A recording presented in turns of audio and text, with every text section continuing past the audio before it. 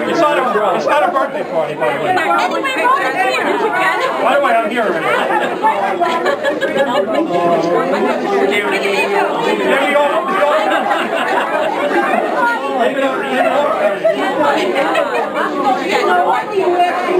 She gave you birthday.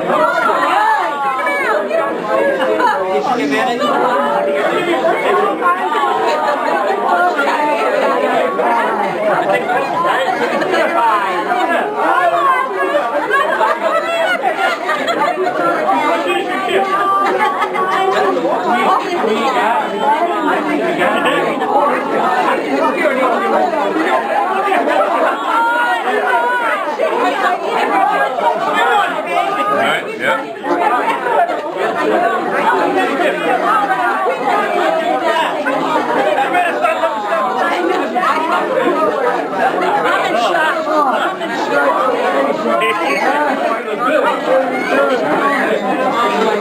Nobody slipped up, right? Nobody slipped up, right? Good.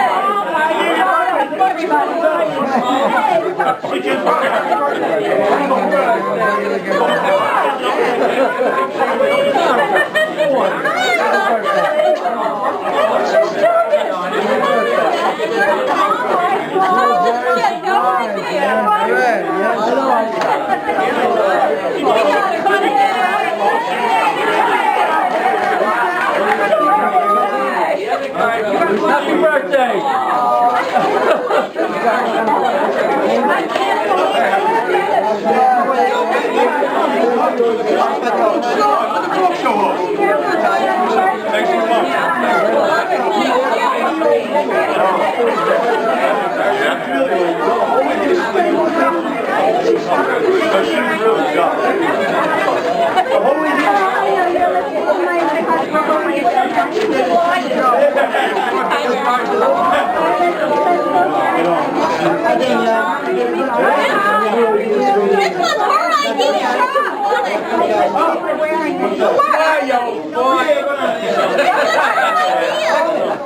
I want to pass it.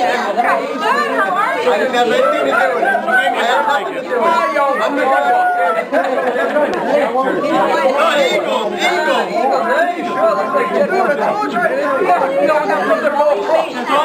I got the actor here.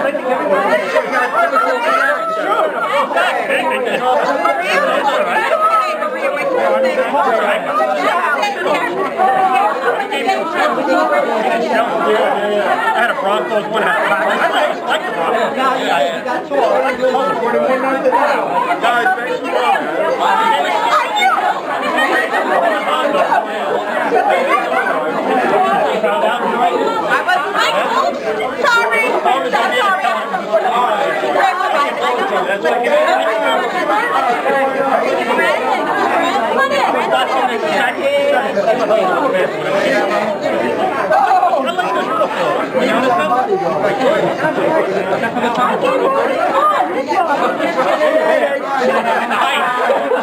thanks for Uncle Richard. Oh, really? They gave me a birthday card.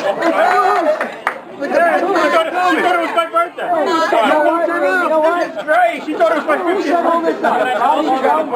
Not me. Thanks for coming, guys. She goes, happy birthday.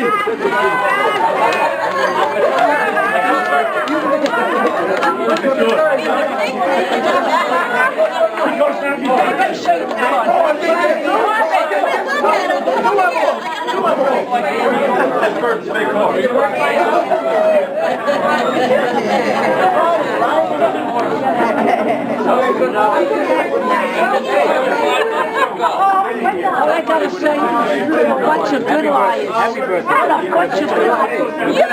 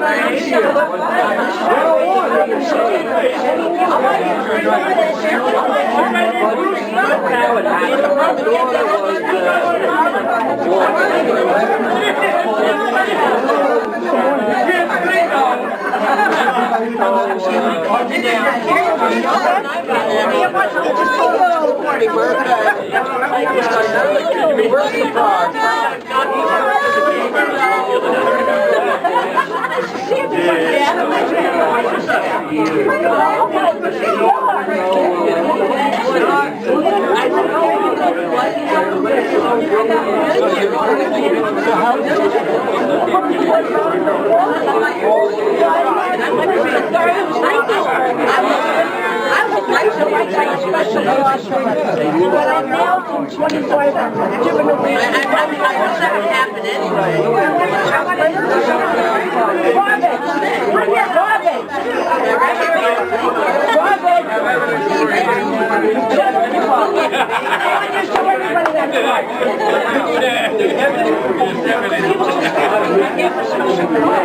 She got me a birthday card.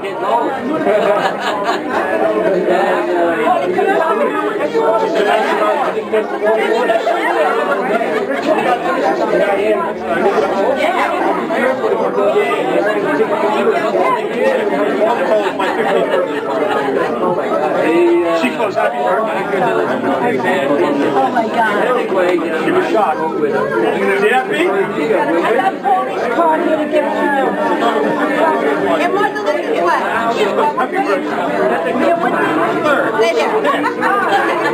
She thought this was like 15.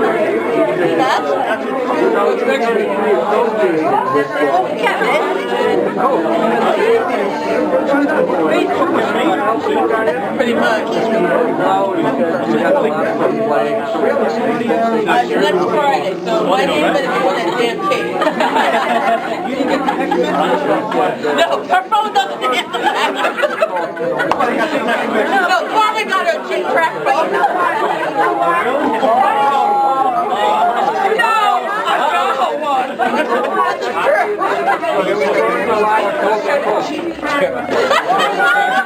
Wait a minute, they still develop those? Grandma, everybody gets one. Yeah, right? You didn't even know I could talk to you.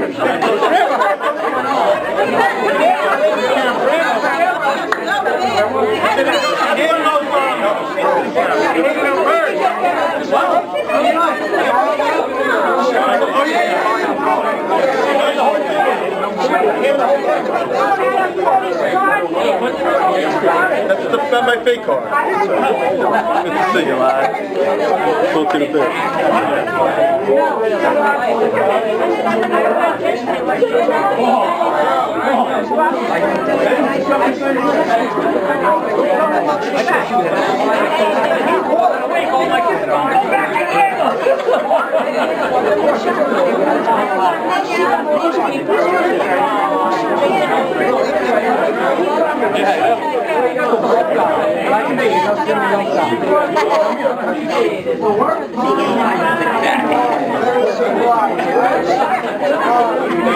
Uncle Robert, I'd save that.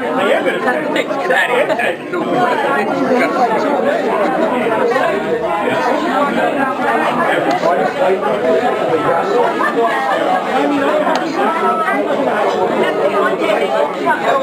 One time, I was down at my daughter, we had pizza, Mario I walk in, sitting there, Stephanie orders, she has pizza. Who comes in with the kid's belt? Oh, really? Yeah. I've never Why did you still live there? I think so.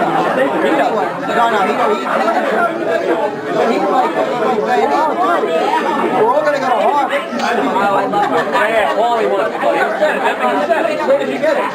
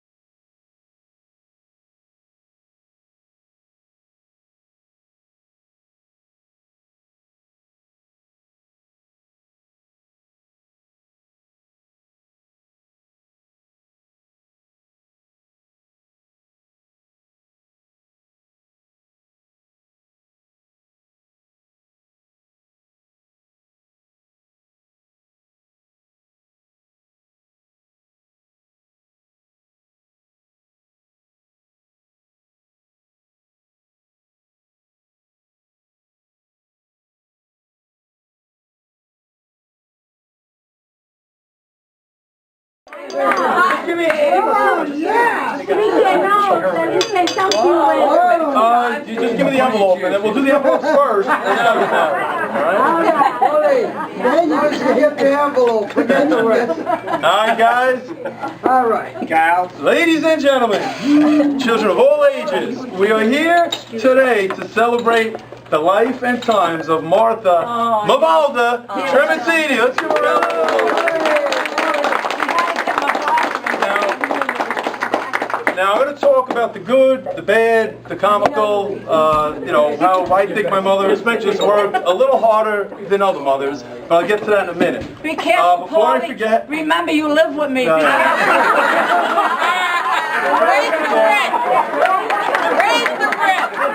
Before I forget, on behalf of myself, my brother Robert, my brother JT, my sister Phyllis, we thank all of you for being here. It means a lot to us, and it means even more to my mom. So give yourselves... Hey. That means I got a good family and wonderful friends. Now, I don't know, you know, some of you, whether you know my mother, you know, 20 years, 20 minutes, you may have noticed, she tends to complain a little bit. A little bit. A little bit. A little bit. And I have a little list. I don't really have anything planned, but I'm going to see how I do. All right?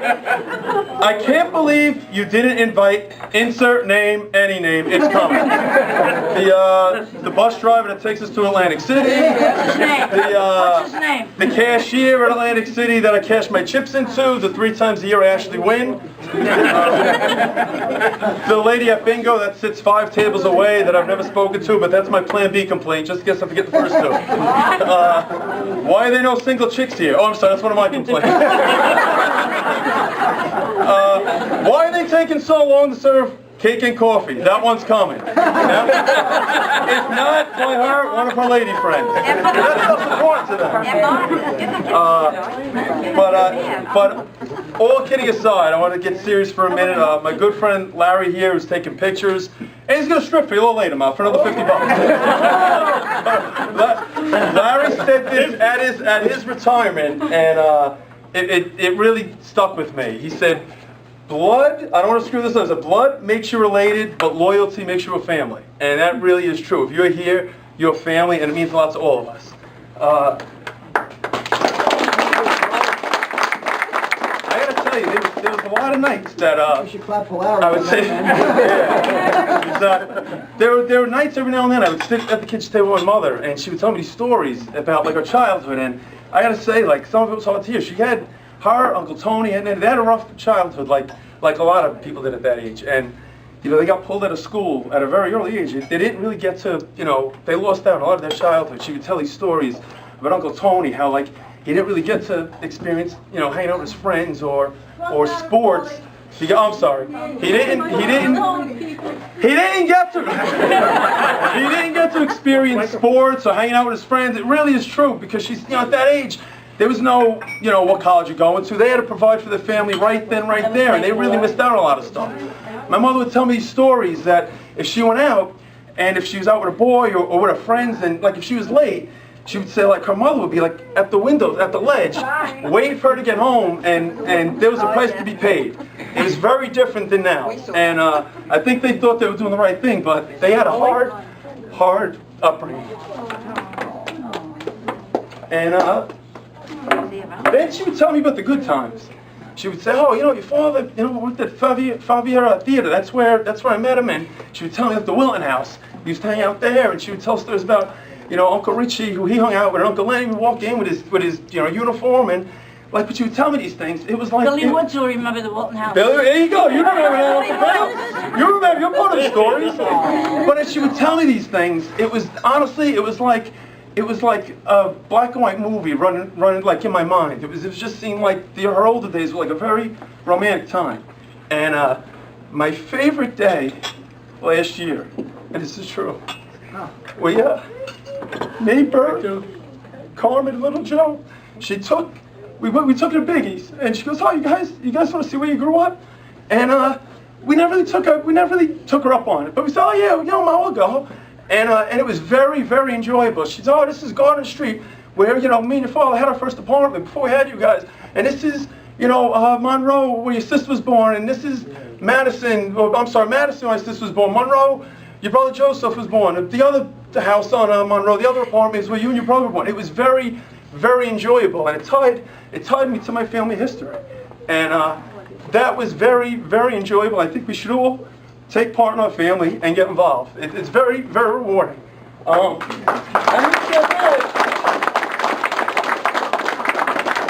said that, my mother was probably worked this much harder than other mothers, nothing against other mothers, because I was a Cardinals fan. And I have actual visual proof up there. When I was a kid, you got to look at those pictures later. There's a picture of us in our pajamas, and JT has the Giant pajamas, and JT has the Green Bay pajamas because he was a Green Bay fan back then. He was, you know, he was a kid. He was a Green Bay fan. And then there's just me, blank pajamas. No Cardinals. You couldn't get it. There was no internet back then. So listen, what she did, she had my father call the store in St. Louis where they played, and got me Cardinal stuff. And there's a picture up there with me with the Letterman Cardinal jacket with the beanie hat. It was the best thing ever. The only order they got that year. Yeah. But if you look before that, I always had a different jersey. I had a Eagles jersey, a Vikings jersey. It was always just Jets. It was just whatever jersey. Like they got different teams, but it was an addition to their teams. Ours, it was just, you know, they just got me something just so I didn't feel left out. My father, they would shop and just get whatever jersey they could get me, or they fell off the trucks at Time DC. Whatever story you want to go with. Whatever story works for you. But then, what I don't get is the one picture, I'm Cardinal stuff and I'm this small, and the other picture I'm a Dallas fan and I'm this big. So I'm thinking, like, they just figured, let's get him a popular team and maybe it'll eventually make our life easier, root for a popular team. But that is why my mother worked a little hard, and I want to give her a hand for that. I told you some things, you know about her, and some of the next three things I'm going to tell you that some of you may know, some of you may not know, and some of them only I know.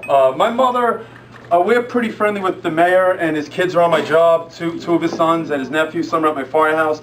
So she's, we're pretty friendly with them, and she was very proactive in, I'll say instrumental in getting an ordinance passed. I believe it's called the After Hours Ordinance. And what that is apparently you have to throw your garbage out between the hours of midnight and 6 a.m. and call the other girl over and you would catch her leaving your apartment. She would go, oh, I didn't hear you. Really, my heels on wooden steps, 3 in the morning, who would hear that? So that was the one thing she would do. She would also, on the side, I think she was a secret CIA agent because she would sweep my apartment thinking I didn't know. But she goes, oh, there's a t-shirt up in the living room there. Is that dirty? Ma, how do you know? Oh, I wasn't up there. And I was out the window, and I saw a reflection of your apartment with the shirt 4 feet below the windowsill. But anyway, that was one thing. Is this yours? Number 2, she is the official spokesperson for the Keep the Depression Era Alive movement. If you heard my mother when we were growing up, and I understand your parents, eat all your peas, eat all your vegetables, I get that. But it was off the charts. You kids won't survive the Depression. That's all we heard is, you kids, if we left like a string being on it, you kids would never survive the Depression.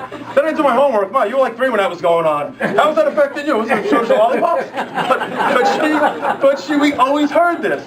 So that it's so bad that I think her and her lady friends, I really think that they have monthly meetings at the food chains around Jersey City to hoard straws, napkins, and sugar packs. You go to her apartment, you see, no bullshit, you see Nathan's napkins. I'm not lying.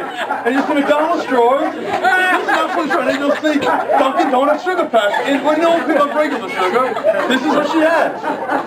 But I still remember this Depression era stuff, and it's Bob and Sharon Fellows' favorite Trematini song. It's absolutely true. Here we go. I was like early 20s probably. There was a party at our house, and I remember going to the refrigerator it was probably someone's birthday or holiday, and I remember going to the refrigerator, and I opened the freezer to get ice for my soda, and there's like 22 Whopper Juniors in the freezer, top shelf. bottom shelf, in coffee mugs in the cabinet above. I'm like, Mom, what are you doing? You kids have never survived depression. God's honest truth, I'm like chiseling the wax paper off, and no bullshit. The hamburger, the lettuce, tomato, the mayo, frozen. It looked like that frozen food you see on, like, you know, delis, the plastic food. I was like, Mom, what are you kids have never survived depression. And it was so bad, I think that my brothers and my sister, we thought that freezer burn was part of the 4 major food groups. So that's how we grew up. And then lastly, my mother invented Martha's math, or what I like to call mob math. Because if you're a gambler, it's mob math. My mother, even when she loses, she wins. And this is true.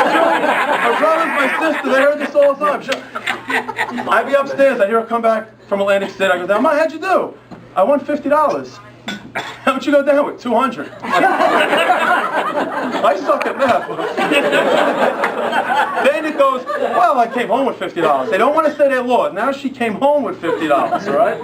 Then number 2, she buys those shitty scratch-offs that no one in the history of the world has ever won anything on any significance. Uncle Richie claims he won. Or you should tell stories. When you're buying it, you shouldn't be selling it. We know one wins on that shit. And I can't even figure out those things. It's like, I hope I lose, I'm too lazy to figure out. Like, if the 3 turtles match the bowling ball, I can understand those things. But I'd go down, and she would go, Ma, how'd you do?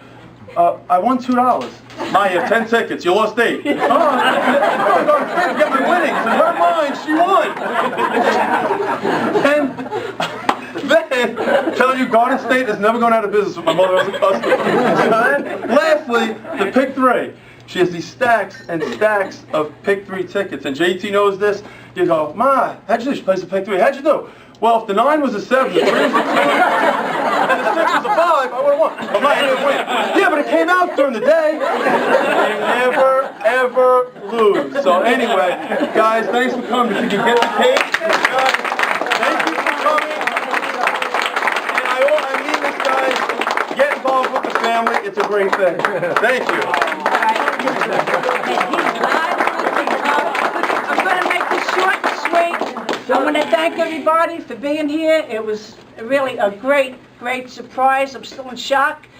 It's so good to see all of you. I still can't believe it. But I want to thank you all for making it and being here. And you all made me very happy today.